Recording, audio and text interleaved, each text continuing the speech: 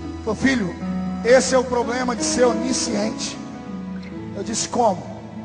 Quando eu inclinei os meus ouvidos para ouvir Asaf, antes dele abrir a boca, eu enxerguei ele cantando. A música era tão linda que eu nem esperei. Eu disse: esse louvor é só para mim.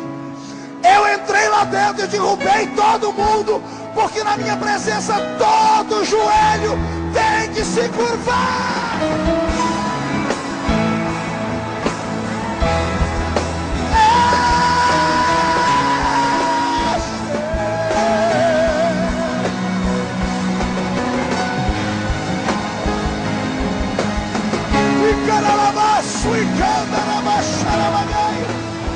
Oh, aleluia!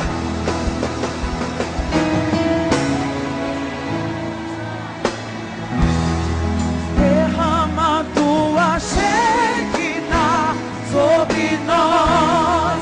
Derrama tua Shekinah sobre nós. Não conseguiremos ficar de pé, tamanha é sua glória sobre nós. Derrama tua Shekinah sobre nós. Derrama tua Shekinah sobre nós.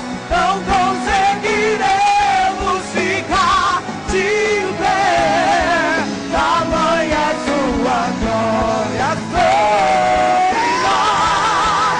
Derrama tua Shekinah sobre nós. Derrama tua Shekinah sobre nós. Não conseguiremos ficar de pé, tamanha é sua glória sobre nós. Desse dia em diante, Israel como nação permaneceu aos pés do Deus de Israel, porque provaram à luz da Bíblia que um homem que adora consegue tirar Deus de cima da nuvem. Vou repetir para a gente finalizar. É possível ser homem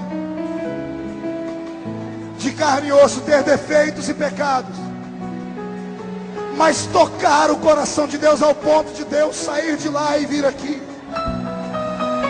Eu sinto Deus aqui. E eu quero fazer um convite.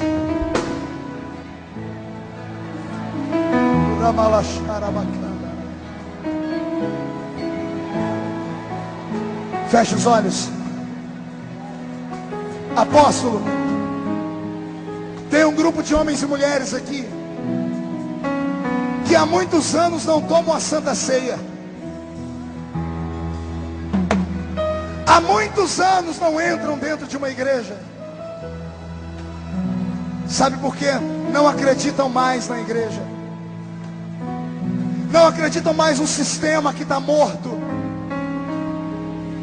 São pessoas que foram machucadas pela religião, expulsas, excluídas, excomungadas. São pessoas que todas as noites passam perto de uma igreja e a vontade deles é entrar lá dentro, mas não tem força.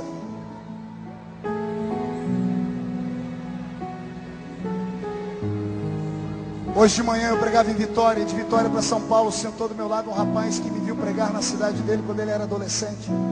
9 anos afastado. E quando ele me mostrou que estava afastado, eu agarrei o braço dele e usei a palavra misericórdia. E expliquei para ele que misericórdia é a junção de duas palavras. Uma é miseris e a outra é córdia. Miseris é o homem sujo, sem nome, sem sentido, podre, em pecado, morto, desgraçado e humilhado. E córdia é coração. Misericórdia é pegar aquele que não presta, não vale nada e guardar ele dentro do coração. 20 minutos de evangelismo e as lágrimas desceram no rosto dele. Parei em São Paulo no aeroporto, daqui a pouco ele veio correndo e falou: pastor, fala com a minha noiva aqui. E diz para ela que eu voltei para Jesus, que agora nós vamos casar.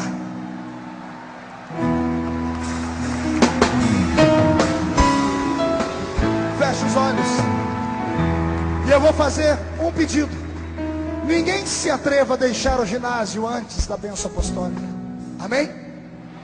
Então feche os olhos. Enquanto esse pessoal vai preparar aquela música do Danese, e eles vão cantar, faz um milagre em mim. Feche os olhos, inclina a cabeça. Depois eu oro para Jesus te dar o que você quer. Antes eu preciso te dar uma chance, amigo, de você voltar a ter o que é seu. Moça, você não pode sair daqui e arriscar a sua salvação por nada. O seu nome não foi riscado do livro da vida, como te falaram. Não existe borracha que apague a tinta usada. Seu nome foi escrito com sangue. Pastor, o que eu faço? Se você tiver coragem de sair de onde você estiver e vir aqui na frente, eu vou orar por você. E Deus vai te devolver tudo que foi roubado da sua vida. Isso, vem chorando mesmo. Faz como Zaqueu. Pode cantar.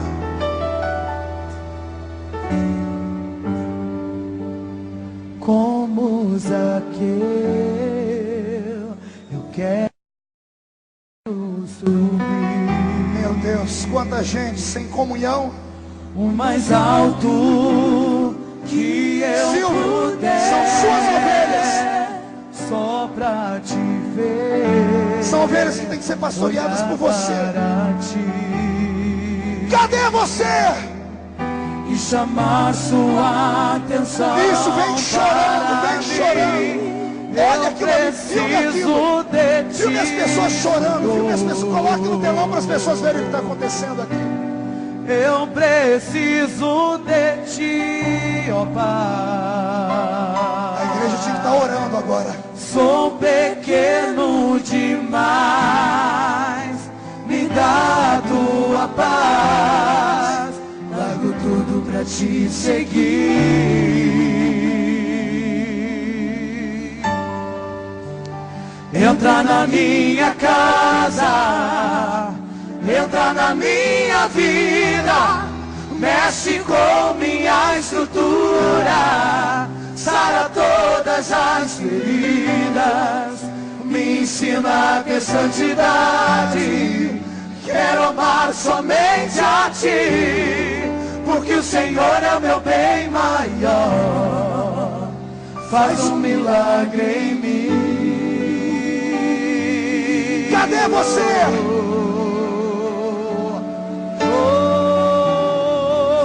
Cadê você que foi excluído, excomungado? Cadê você que cantava, que pregava? Eu quero subir o mais alto que eu puder.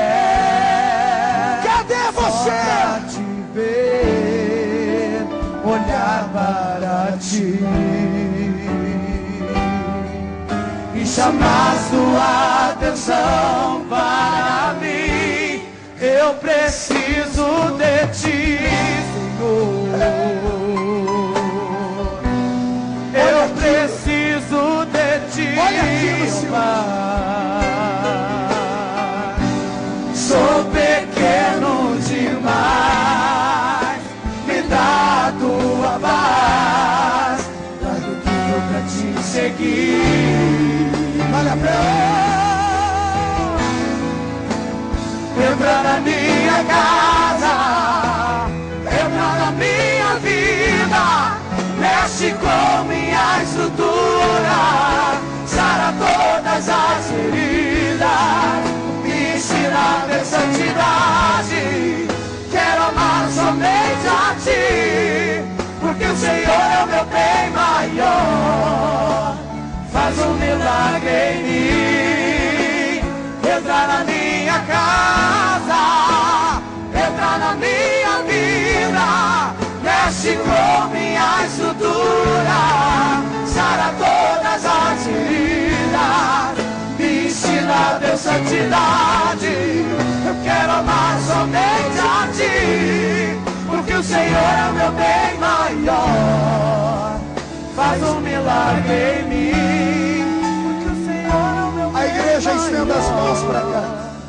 Faz um milagre em mim. Os que vieram à frente, coloque a mão direita no coração.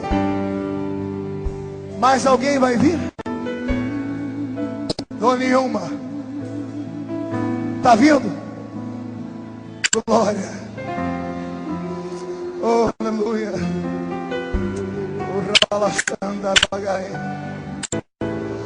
A igreja está em silêncio, mas o céu está em festa. Os anjos estão fazendo festa. As pessoas estão chegando pelo meio da igreja, pelas laterais, pelos flancos esquerdos e direitos. Meu Deus. Inclina a sua cabeça. Pai, é com temor e amor e como sacerdote nessa noite eu apresento para ti esses homens e mulheres que são o reino que eu preguei hoje.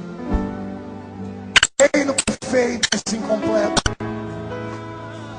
Eles estavam em minha presença, estavam condenados à derrota, mas o Senhor usou a instrumentalidade da igreja para essa festa. E eles romperam em terra, vieram à frente com coragem. Alguns ainda estão chegando.